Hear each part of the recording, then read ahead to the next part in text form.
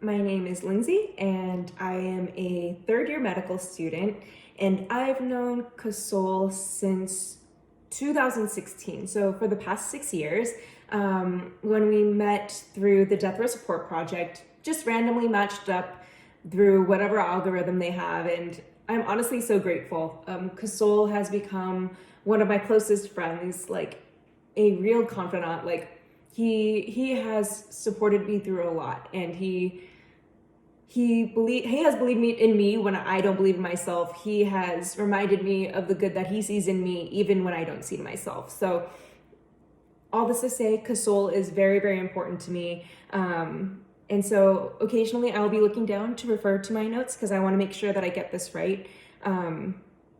Yeah. And so I want to start by saying that when I started writing to Casol, it was without any hope or assumption of his innocence. In fact, I assumed his guilt. At that time, I would say that I was fairly naive about our carceral system. And I figured he's on death row, he's guilty, but that has nothing to do with why I'm friends with him. So I'm not going to ask him about it. I will let him decide when or if he tells me about his past, because ultimately, I think that I went into it wanting to get to know him as a person, and the things he's done in his past, they don't necessarily inform who he is as a person, because call it my Christian roots or whatever you want to call it, I actually believe that everyone should have the opportunity at redemption, and I believe that people shouldn't be reduced to the worst thing they've ever done. All that to say, I didn't ask him at all about his past. I didn't even look him up online because I really wanted to give him his privacy in that regard. I wanted him to be able to tell me on his terms about his history. Because truthfully, if you think about any friendship you have with people, sure, you can look them up online, but usually friendship is built on the basis of them telling you about themselves when they feel comfortable doing that. That's how trust is built. So I didn't ask him about it, and so it truthfully came as quite a surprise to me when a few years ago he mentioned briefly in passing, as if it was not a thing, that he was innocent. And I was just like, what? And it was just something that I was not prepared to hear. I think because of my assumption of his guilt, and because he had never brought it up to me before, because we just never talked about what put him in death row.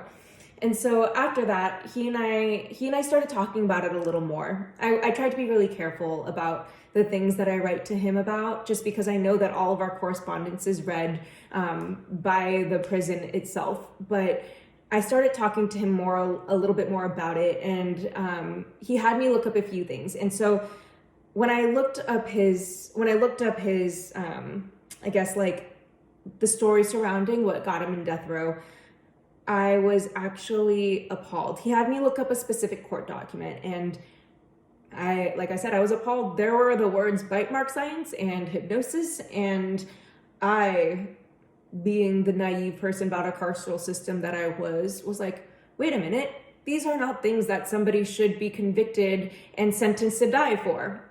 And yet there they were right in front of my face.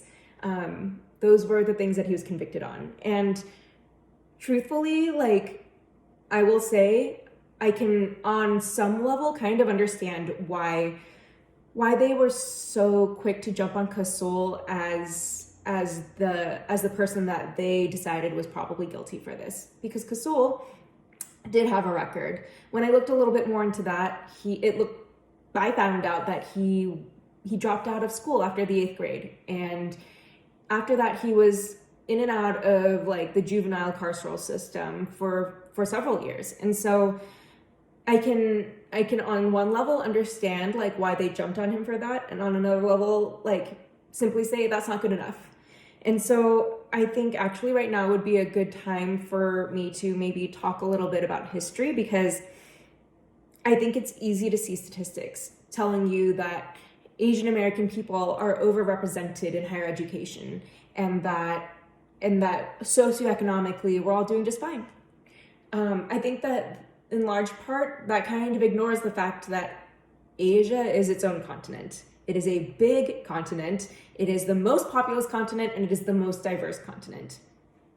Asian American people are not all the same. There are so many different things that like brought our families here. There are so many different things that that highlighted our families' histories in our home countries. And so I say all this because I, full disclosure, as an East Asian woman, like I am Chinese American, my experience is going to be like necessarily very different from Kosoul's experience. He is a Southeast Asian American whose family came over as refugees from the Vietnam War.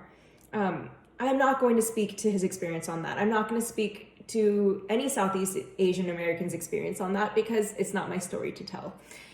And so I will make the recommendation briefly that maybe find a different source for that experience.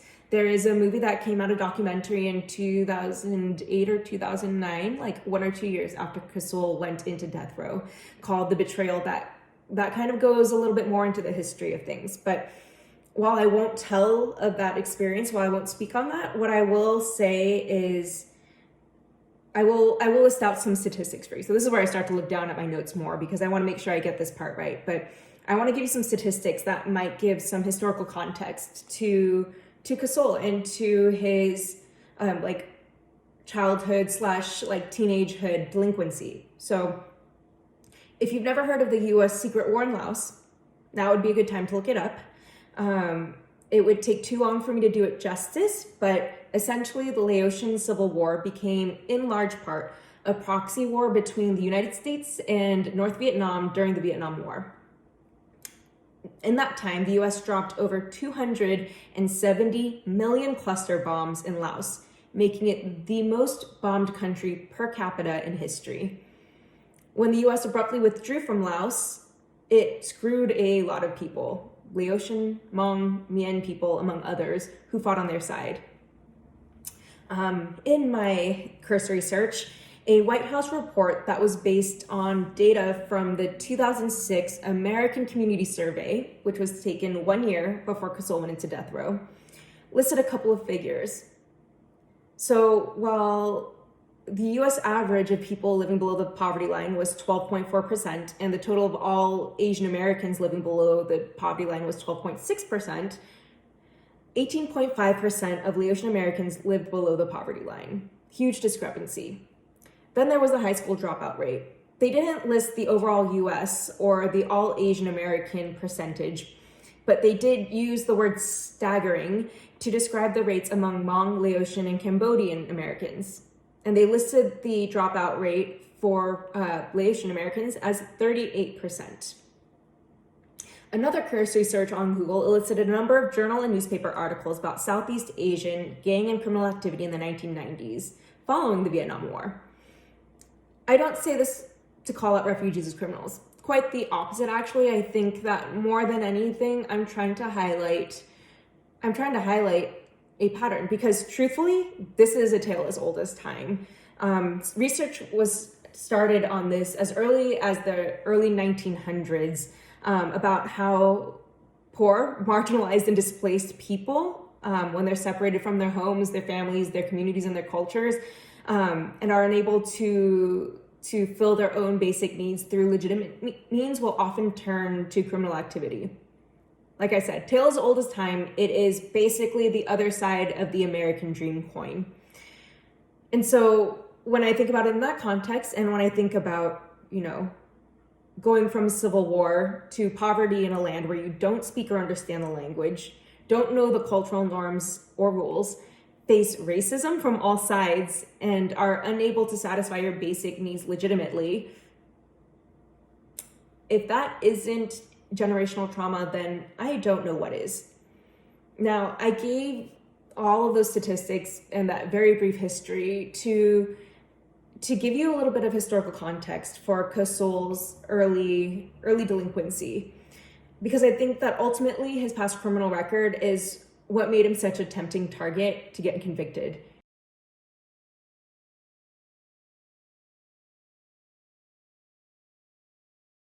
He's told me so many times that he isn't proud of what he did and that he wants to move forward from that and that he wanted to do better.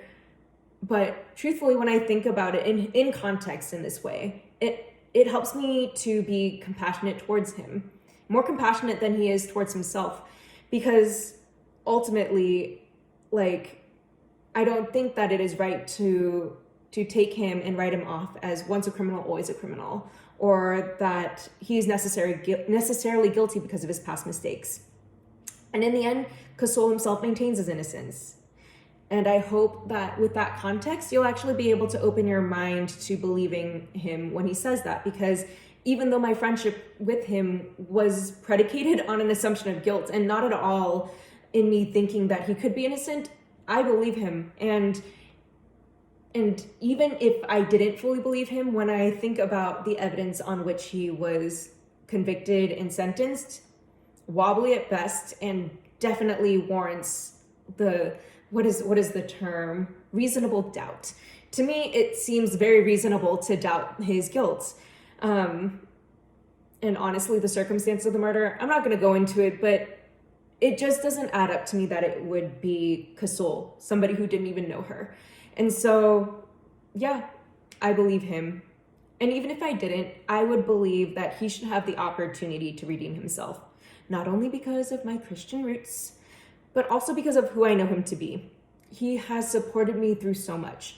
Broken hearts, tumultuous times, like anxiety, me not believing that I could do it in medical school. Things that are honestly small beans. They pale in comparison to the problems that he has had for so much of his life. And yet he never made me feel like my problems were small. He encouraged me through them, and he validated all of my feelings about it. And so, examples of this: when his previous execution date was approaching November, it left me actually in a really dark place. I was sitting there trying to focus on things that I needed to get done for school, but how could I focus on that how could I feel like what I was doing was at all important when this big thing was impending, when this grave injustice was going to occur, whether it should or not? Why should I care about, like, these are the different bacteria that can possibly give you pneumonia when my friend is about to be killed by the state? But even in those moments, he was worried about me. He was so close to being killed, and yet he was comforting me. And even now, even with less than a month until his execution date, he keeps telling me that he hopes that I'll be okay, that his death won't make my life or the life of the others that care about him harder. He tells me that he's praying for me.